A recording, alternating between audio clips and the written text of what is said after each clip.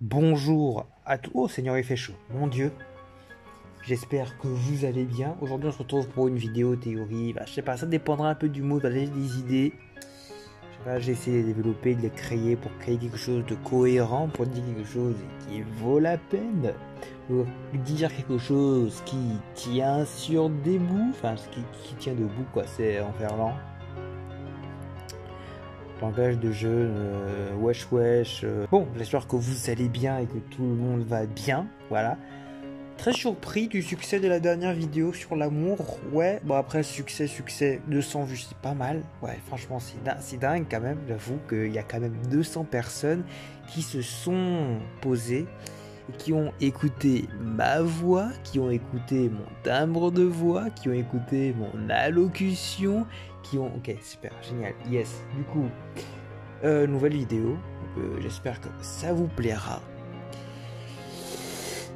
Et voilà, comme vous le savez, à l'intro quand je prends ma voix un peu sérieux et tout pour donner une ambiance, comme vous le savez, il y aura la guerre. Ouais, on commence bien, ouais. Oui, actuellement dans le monde de Radiant, des changements majeurs auront lieu au sein de tous les secteurs. Sorciers, inquisiteurs, il n'y a que deux secteurs. Il y a aussi les humains, mais on se voit un peu les... Tout le monde sera impacté par ce qui se passera.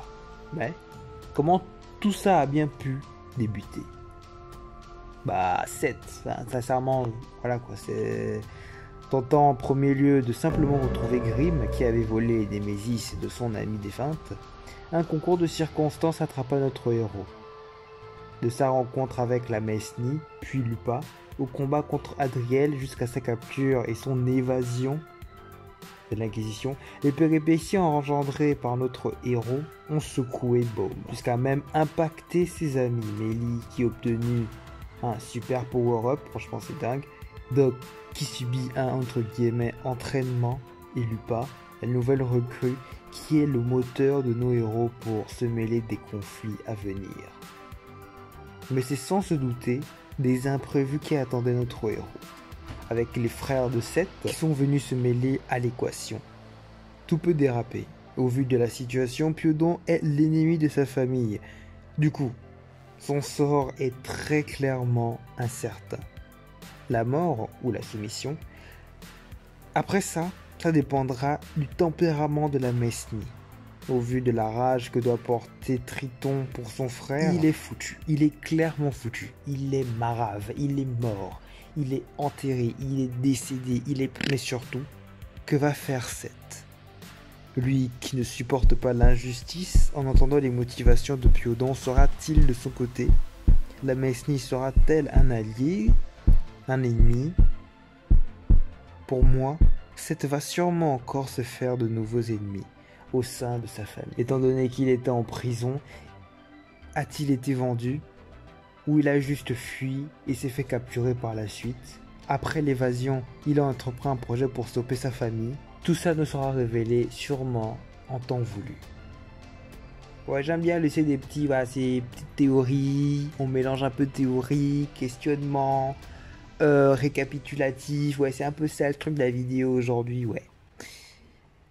L'Inquisition. Suite à... Ah, j'aime trop ma voix. Sincèrement, genre, l'Inquisition. Ok, l'Inquisition. Suite à l'attaque d'Hadès, Ulmina a été blessée et Baume sans dessus-dessous. Tout comme l'Inquisition qui s'est vu perdre la confiance de certains de leurs hommes, comme Dardragunov par exemple, qui fut contraint de fuir l'Inquisition et qui projette dorénavant d'en finir avec le système mis en place. Avec l'aide du roi Herclès, qui lui aussi a subi une crise identitaire avant de faire le choix complètement fou de s'en remettre à sa garde royale. Enfin, du côté de Torque, ce dernier est prêt à en finir avec les sorciers. Très clairement là c'est fini.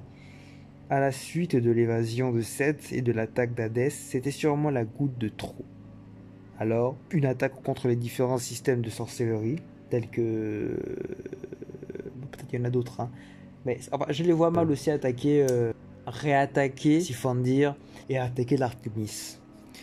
Mais bon, sûrement la chasse aux sorciers qui est véritablement ouverte, en mode ils vont attaquer tous les sorciers qu'ils vont rencontrer, tels que Alma, etc., etc. Mais pourtant, ça ne va pas régler le problème.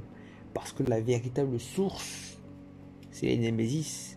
Et donc, la logique voudrait que tout le monde se lance à la poursuite du radiant. Mais personne ne sait que le radiant existe. Il n'y a que 7 qui s'entêtent. Donc tu vois que c'est un peu un dilemme.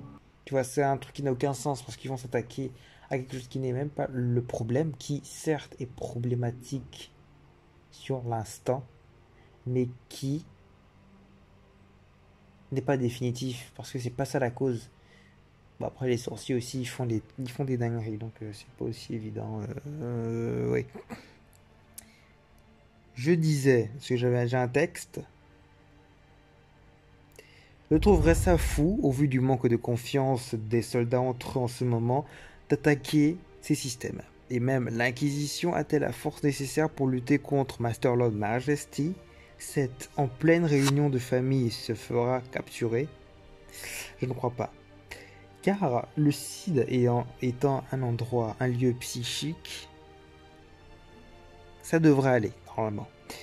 Mais aurait-il pour projet d'aller à leur rencontre, par exemple, ou eux-mêmes d'aller à la rencontre de Seth? Donc la Mesnie va se diriger vers Baume.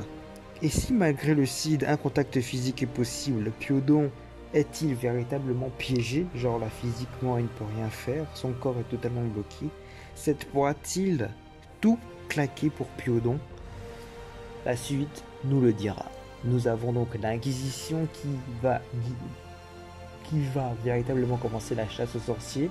Alors que c'est pas le souci c'est les Némésis qui sont aujourd'hui utilisés par les Domitors et qui vont l'être pour continuer leur attaque sur l'Inquisition qui est apparemment l'ennemi de tout le monde, donc c'est un cercle. Et dans tout ça, il y a nos héros qui vont tenter d'arrêter le massacre tant bien que mal, mais qui sont aujourd'hui interrompus par un imprévu qu'on appelle la Mesnie, qui va sûrement aussi se mêler des affaires de l'Inquisition.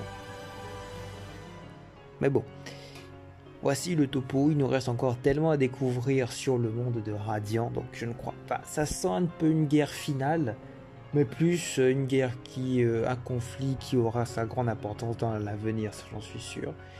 Mais on attend de voir, il y aura encore tellement à découvrir comme le Coven des 13 par exemple, le Radiant des personnages, le monde, le Wano Kuni du monde de Radiant, je ne crois pas que ce soit la fin du manga, enfin qu'on se rapproche par exemple parce que ça sonne un peu une guerre, mais ne vous inquiétez pas, je ne crois pas, l'auteur a dit qu'il va au moins faire une trentaine de tomes, on est qu'au tome 18, voilà, je pense que nos enfants pourront regarder Radiant avec nous. Vous pourrez encore transmettre cette passion à vos partenaires, à vos amis. Voilà, donc on se dit à la prochaine. La vidéo est longue, hein. On dit, ouais, waouh, 10 minutes presque. Bon, ça change un peu. Donc du coup, on se dit à la prochaine pour une prochaine vidéo sur le monde incroyable magnifique du monde majestueux de Radiant. Bye.